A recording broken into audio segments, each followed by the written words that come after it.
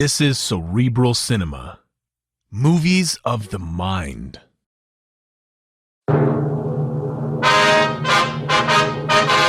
Sound off for Chesterfield. Chesterfield, the only cigarette in America to give you premium quality in both regular and king size, brings you Dragnet.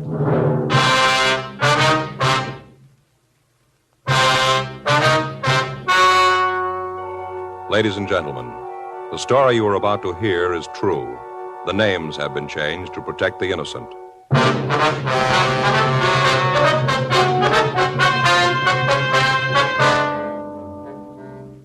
You're a detective sergeant. You're assigned to homicide detail. The body of a dead man has been found in the rear of his shop. He has been brutally beaten to death. The killer is unknown. Your job, find him. Thousands are changing to Chesterfield, both regular and king size, because Chesterfield is the first and only cigarette to give you premium quality in both sizes. That means king-size Chesterfield contains tobaccos of better quality and higher price than any other king-size cigarette. It's the same fine tobacco as in regular Chesterfield. There is absolutely no difference, except that king-size Chesterfield is larger, contains so much more of the same tobaccos, it gives more than a fifth longer smoke. Yes, more than a fifth longer smoke. So remember, Chesterfield is the only cigarette to give you premium quality in both regular and king size. Buy 'em either way you like 'em. Premium quality Chesterfield, and much milder.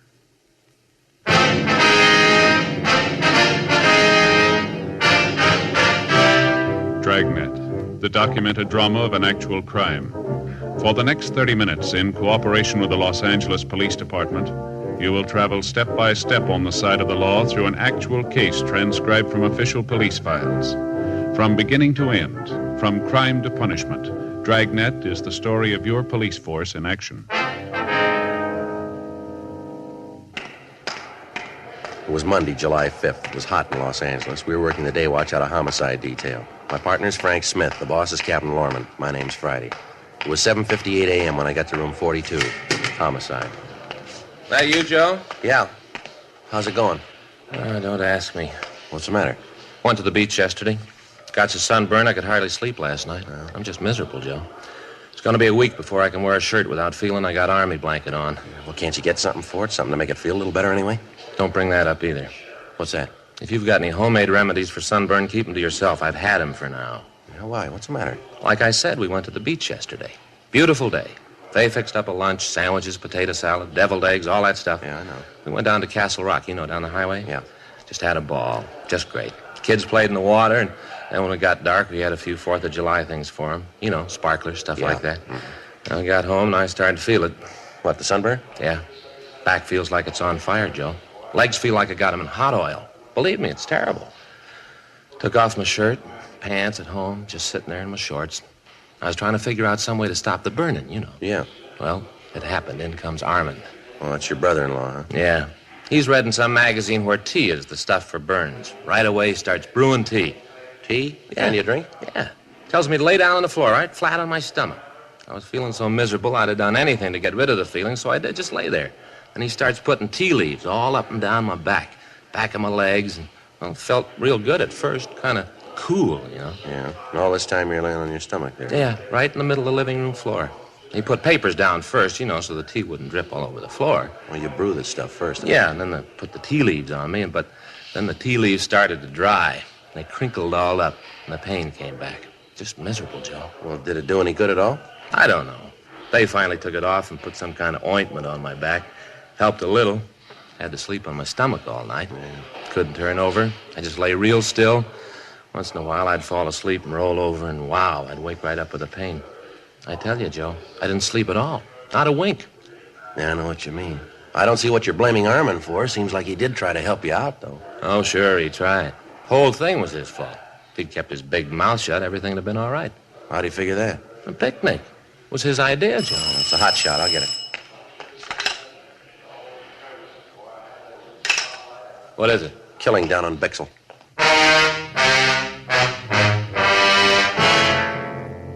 8:14 a.m. We arrived at the address on South Bixel. It was a small neighborhood pawn shop. A radio car had arrived, and the two officers had cleared the crowd away from the entrance of the store. One of the officers showed us through a curtain into the back room. Everything was smashed. Glass cases were demolished. Clothing from the shelves had been torn down and thrown all over the floor. At one side of the room, a closet door was half open, and in the closet was the body of a man. We started to talk with George Armstrong, the victim's partner. Terrible. I don't want to look anymore. I don't want to believe it. Anybody would do this to Mark. Mark, is that your partner's name? Yes, Mark Williams, my friend. We've been together the last 15 years. Knew each other for 10 years before that. I don't want to think about it. Would you like to step out here, sir? Front part of the store? Well, would it be all right? Yes, it'll be fine. I'll call the crime lab, Joe. All right, good. Where's the phone, sir? It's back there on the wall. Thanks. I'd like to ask you some questions, if it'd be all right. Yes? You discovered the body, is that right? Well, yes, this morning when I came in, I opened the store like I always do, about, I think it was 7:45, I guess it was, something like that. I see. I opened the front door like I usually do, and then I came in and put the water on for some tea. You can see there, see that hot plate? Mark and I usually have a cup of tea when he comes in. I see. Well, then I went to the back room to hang up my coat. First, I thought that somebody had tried to rob the place. The way things, were scattered all over. Then I saw Mark laying on the floor, and I called you. They're on the way, Joe. Okay. Did you always open up the store by yourself, Mr. Armstrong? Yes, I don't know how it started, but somewhere along the line, I'd open up the place, and then Mark would clean up the shop and close. It's been that way for years. When did you last see Mr. Williams? That is, when did you see him alive? Saturday night. I left about 5:45. He was closing the place up. I told him that I'd meet him for breakfast Sunday morning. He wasn't there. I tried to call him at home, but there wasn't any answer. His landlady hadn't seen him. Was he married, do you know? No, he wasn't married. Same thing happened to both of us. Neither one of us married. What's that, sir? Well, you see, Mark and I are both in love with the same girl when we were younger. Used to take her to the park in the summer, listen to the band, concerts. Three of us, we used to go every place together. Like I said, both of us were in love with her. Well, things went along just fine for a year or so, and then she got married to someone else. Mark and I were pretty sad about it. Couldn't blame the girl, though. The guy she married was rich. He had a big house. It was a good family. And we didn't have much of anything. No, neither of us married. Just never seemed to find a girl compared with Kate. Kate? Kate Dillon. She's a lovely girl. This meeting you were going to have yesterday morning, was that a regular thing? Oh, yes, it was. You see, about the only relaxation Mark and I had was bowling on the green. Bowling? Every Sunday that it didn't rain, we'd meet for breakfast and then catch a bus out to Exposition Park. Bowling club out there. Mark and I both belonged. Mark was a sort of local champion. Played a real good game. Well, didn't you think that anything was wrong when he didn't meet you yesterday? Well, yes, I did. I did at first. Then I got to thinking about it, and I figured maybe he wasn't feeling too good. Just didn't want to go out to the club. Yes, sir. He'd get like that, moody. Just for no reason at all, decided he didn't want to go anyplace at all, just sit in his room. Almost always came to work, even when he was in the mood. But now and then he'd just sit up there and look out the window. Was there any special reason for all this? No, not that I know of. He just get like that. No special reason. When he did, you just had to sit and let the mood pass. Nothing else to do.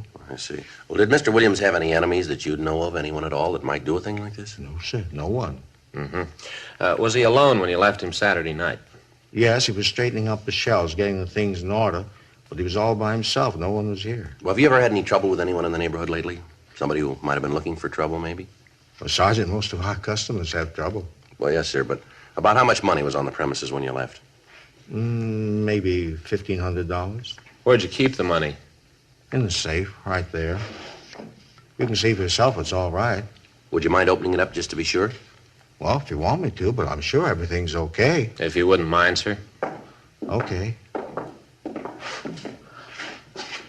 I know there's nothing wrong here. 43. You can see for yourself that everything's okay, can't you? 16 left. Yes, sir, we just want to be sure. Right to 8. There, you can see it.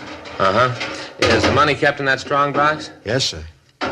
Who knew the combination to this safe? I mean, besides you. Just Mark and me. We were the only ones. There, all the money's there. Is there anything else missing from the store? Anything that you can see?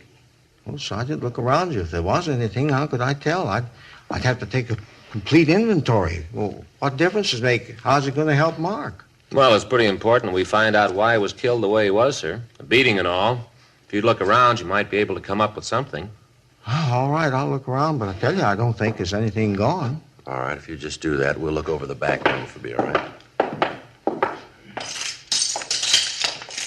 Pretty bad, huh, Joe? Yeah. Looks like revenge could have been the motive, maybe, from the looks of things here. Yeah, it'd Can't have tell. to be something like that. Terrible beating. The way the place is all smashed up. Yeah. Frank, Yeah? come over here. Yeah? Look here in the closet. You can see it there under the body. Oh, yeah, looks like a hand axe. Yeah, Might have been trying to defend himself, huh? well, maybe. Sergeant, Yes, sir? you were right, absolutely right. What's that, sir? Well, he did steal something. The gun case has been broken into. Yes, sir. Anything missing? A couple of revolvers. 8:32 a.m. The crime lab crew arrived and went over the place. In the back room, under a pile of clothes, they found a 10-inch length of lead pipe. Dean Bergman from Leighton Prints dusted the room, the safe in the store, and the lead pipe. He came up with several clean prints. He rolled the dead man's fingerprints, and then he took Armstrong's. Comparison with those he'd found eliminated all of them except a partial print on the safe. The coroner arrived and removed the body. Frank and I canvassed the neighborhood, but none of the people in the area had noticed anyone suspicious in the last few days. We called the office, and Sergeants Joe LaMonica and Howard Hudson came out to help us in the search of the vicinity. The axe found in the hands of the victim, Mark Williams, had stains on the blade. A closer check of the pawn shop showed that several articles other than the guns had been stolen. George Armstrong gave us a complete list of the missing property along with the serial numbers of the guns. 11:34 a.m. Frank and I checked back into the city hall. Frank, did you get the APBs out? Yeah? Notified the pawn shop detail. Any word from LaMonica and Hudson? No, not yet. At least there's nothing in the book there. I get it. Homicide Friday. Oh, yeah, Joe. Mm-hmm. Yeah. No, we haven't heard from him yet. No. Where? Yeah. Yeah, well, that figures. Uh-huh. Okay, thanks. It's LaMonica. He and Hudson found a blood-stained shirt in an alley behind an apartment house a couple of blocks from the pawn shop. Yeah? Checked the apartment register, and they found a Wallace Holmes listed. Holmes? Yeah, LaMonica knows him. Yeah? Just served 6 months for violation of the Narcotics Act.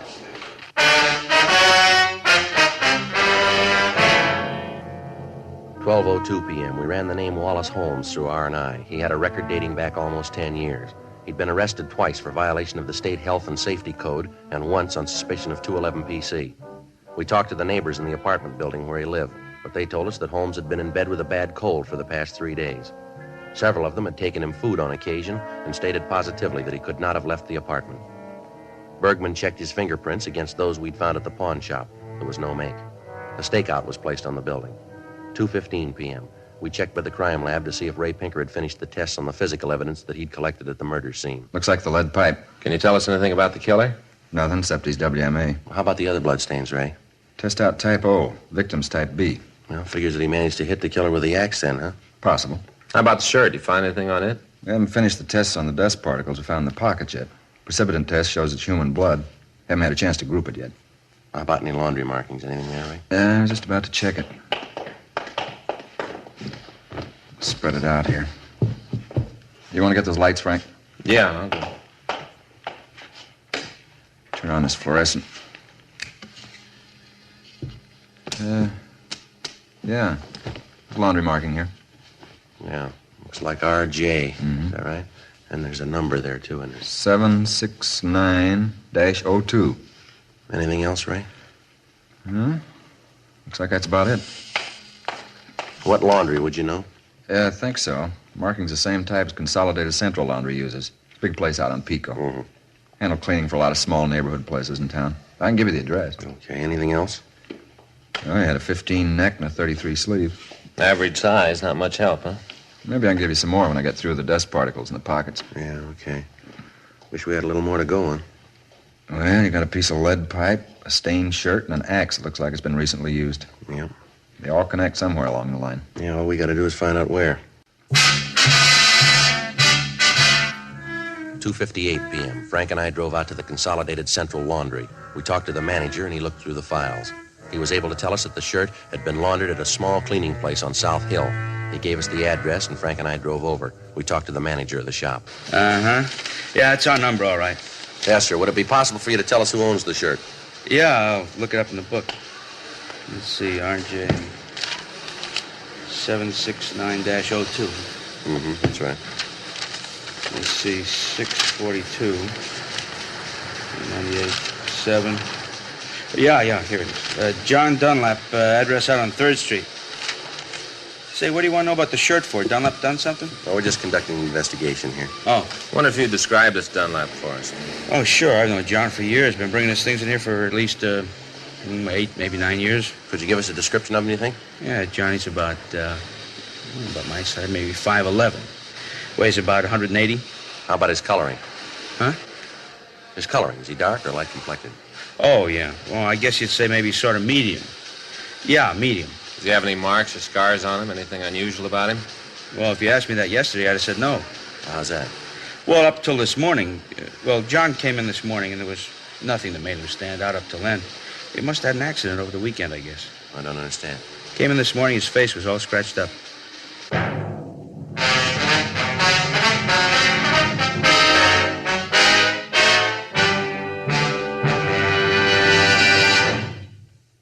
You are listening to Dragnet, the authentic story of your police force in action.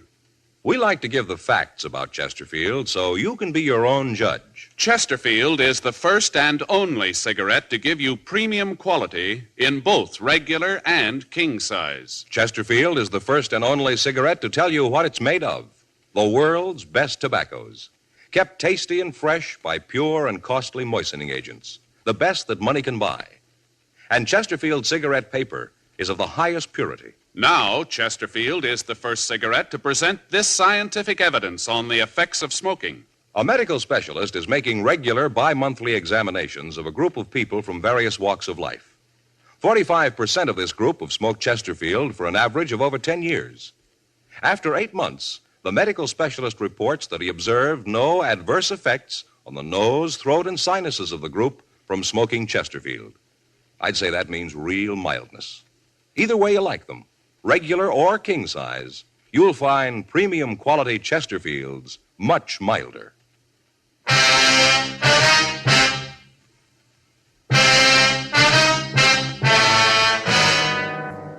Monday, 5:30 p.m. Frank and I ran the name John Dunlap through R&I. We found no record on anyone answering his description. Meantime, the stakeout on Wallace Holmes' apartment where we'd found the blood-stained shirt continued.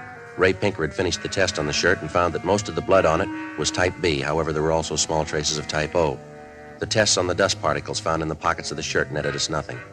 6:15 p.m. We drove out to the address given us by the cleaning shop. It was a large apartment building. Dunlap was registered in the penthouse. We took the elevator up and rang the bell. Yeah? John Dunlap? That's right. What can I do for you? Police officers would like to talk to you. Police? What do you want with me? Just like to talk to you. Okay, come on in. You can see you caught me in the shower. This is my partner, Frank Smith. My name's Friday. How do you do? I do, sir. I do. Hey, you mind if I go ahead and get dressed while we talk? I got a date and I don't want to be too late. No, it's all right. Go right ahead. Come on in here. What is it I can do for you, officers? Well, I wonder if you could explain your movements Saturday night. Saturday night? Yes, sir. Well, let's see. I played golf in the morning, got back from the club about 6, I guess. Miserable game, 102, lost $35. Sure was off Saturday. Just a minute, sir. You tell us what clothes you want. We'll get them for you. All right, hand me that shirt there, the blue one, huh? Here you are. Sure, a miserable game Saturday. 3-putted almost every green. Nice-looking shirts, Dunlap. Like 'em? Well, they're nice-looking. Where do you get them? I have 'em made. Can't wear store-made shirts. Neck's too long. Collar doesn't fit right. What'd you do after you got home from the golf club? Took a shower, then went out. Had a date. Lousy game ruined the whole evening. Sir? Well, after that crummy 102, I really played the 19th hole. Got pretty loaded. By the time I got to Alice's, I was in a rare mood. Alice? Yeah, Alice Miller. Anyway, I was about half hour late, and she was fit to be tied. We were supposed to have dinner out in Malibu. Took us about an hour to drive out there, and Alice kept getting mad as we drove. I guess I didn't help things out any. I was in a foul mood and didn't keep it to myself. Yeah? Well, by the time we got there, really going at it, silly thing, no sense to the argument at all, but it just kept building. Either one of you married? Yes, sir. My partner here is. Well, then he knows what I mean. Well, we didn't get down to the beach till about 8:30 or 9. We got out of the car, and Alice said she wanted me to take her back home. I told her we'd just gotten there. She said she didn't care, wanted to go home. Yeah. I told her if she wanted to leave, it was okay with me, and I turned around to walk down to the house. You know, it's pretty dark down there. Uh-huh. Well, I walked right over the embankment. Must have fallen over about 6, 7 feet. Didn't hurt myself much, but you can see I scratched up my face. Yeah, we can. Well, the long one, though, I guess it was worth it. How's that? Well, Alice was so scared she ran down to me, and the argument was all over. We went on into the house and had dinner. How long were you there? Oh, I guess until, maybe 2:30, 3 in the morning. Got to playing charades. Time just went. You happen to know what blood type you have? What? Your blood type. Do you know what it is? Oh, I think it's A, but I'm not sure, though. Uh-huh. You said you had your shirts made to order, huh? Yeah, that's right. Why? Can you tell us how someone else might have gotten one of your shirts? Wait a minute. I don't think I understand just what's going on. Or what is this all about? You come in here and ask a lot of questions. What's it all for? Just routine. Routine what? It's not routine for me to have policemen come in and ask a lot of questions. Where was I Saturday night? Who makes my shirts? Who might have had them? Come on, what's the pitch? All right. Do you know a man named Mark Williams? Williams? No, Tom Williams sells insurance. No, Mark Williams. No, I don't think I know him, Mark. Anyway, what's he got to do with this? He was killed Saturday night. You figure maybe I did? Well, a shirt that belongs to you was found near the scene. My shirt? That's right. Same label. Check the laundry markings in it. Your laundryman said it was your shirt. Said it was your number. You talked to Harry? Yeah, if that's his name, I guess we did. Well, I don't understand it. Hey, wait a minute. Yes, sir? A couple of weeks ago, I gave a half a dozen shirts to the woman who comes in to clean up the place. She might know what happened. Let me call her and find out. I got her number here someplace. Yeah, here it is. If anybody knows, she would. A couple of weeks ago, told her she could have them. I don't know what's the matter with them. Hello? Mrs. Lambert in, please? Yeah, thank you. Hello, Mrs. Lambert. This is John Dunlap. Oh, just fine. And you? That's good. No, I just want to know what you did with those shirts you took a couple of weeks ago. Well, no, Mrs. Lambert, I did give them to you. I just want to know what you did with them. Uh-huh. I see. Well, can you give me the address? Well, just a minute. I'll get a pencil. Do you have a pencil, officer? Here you are. Thank you. Now, go ahead, Mrs. Lambert. Uh-huh. 47? All right, thank you. No, don't you worry. Everything's all right. Yeah, well, thank you, Mrs. Lambert. Yeah, I'll see you then. Right, goodbye. A real character. Thought I wanted the shirts back. Did she tell you what she did with them? Yeah, said she sold them to a second-hand store down on Bixel.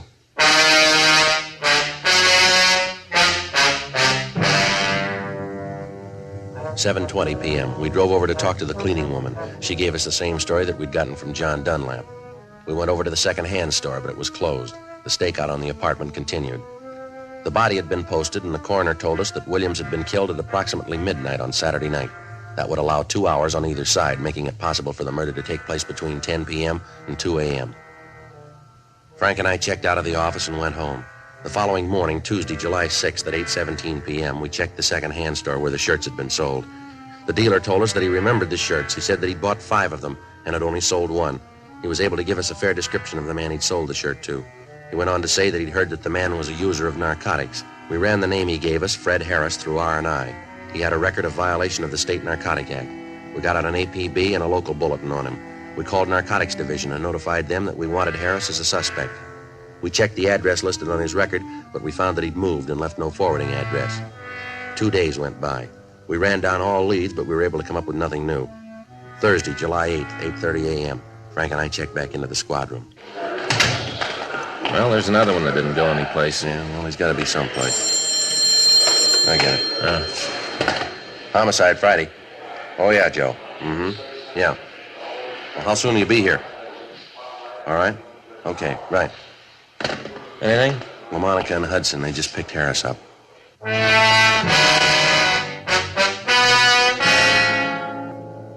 11:20 a.m. Fred Harris was brought to the interrogation room. Frank and I talked to him for about an hour, but other than his name, he refused to tell us anything.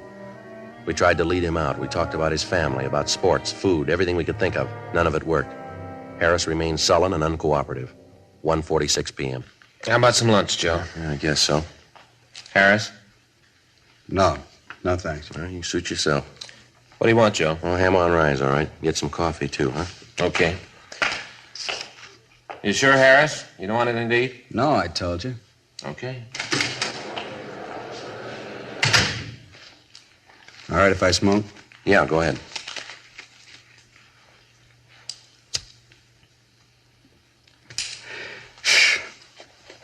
don't you want to talk about it, Harris? About what? Why you killed Williams. Who says I did? That's the way it looks. It looks wrong. Well, you figured for yourself, Harris. When you killed the old man, you weren't very careful. You left a couple of prints around the place. Yeah? Shirt you wore, we got that. Found it right where you dropped it. Ran that down, leads right to you. Got the man who sold it to you. Identifies you. Maybe he's wrong. No, you know better than that. When they picked you up, you were carrying some of the things you stole from that pawn shop. You can't account for your time on Saturday night. I told you I didn't do it. I didn't kill the old man. I just don't remember where I was that night. Didn't that happen to you? You go someplace and a couple of days later you can't remember where you were. Doesn't that ever happen to you? Oh, yeah, once in a while. Hey, you see? How you expect me to remember when you sometimes forget? You a user? What are you asking that for? You got the record. Look it up yourself. Roll up your sleeve. All right. You're a user. You work for a living? Yeah, sometimes. What do you do? Whatever I can. When'd you last work?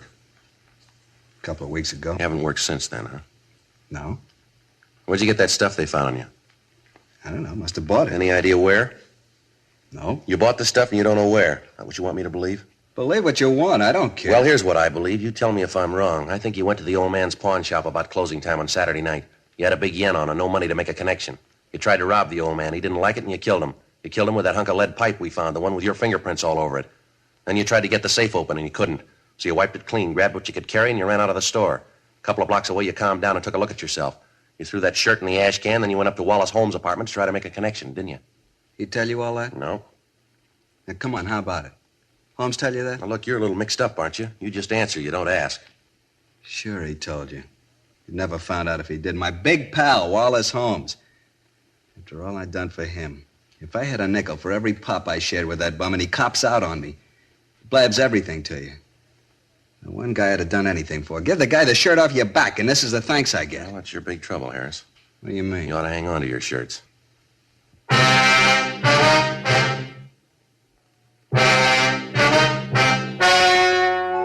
The story you have just heard was true.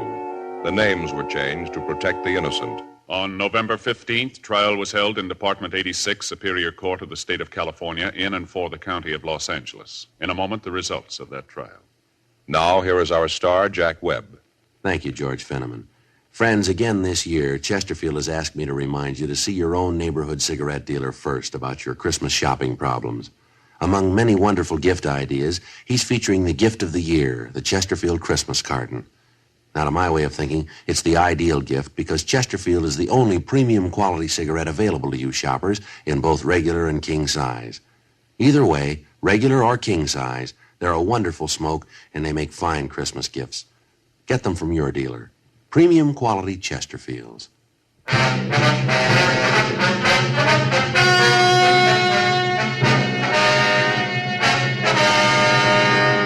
Fred Richard Harris was tried and convicted of murder in the first degree. He was executed in the lethal gas chamber at the State Penitentiary, San Quentin, California.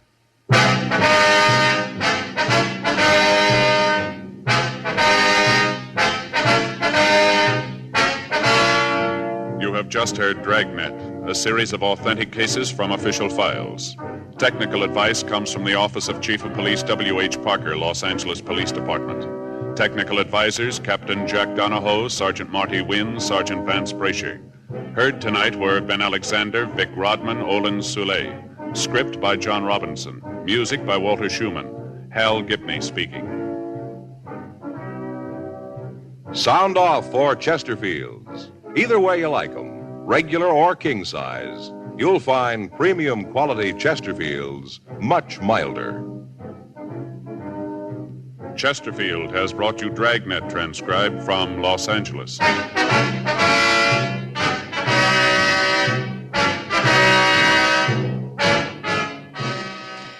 Tonight, it's more adventure with Barry Craig, confidential investigator on NBC.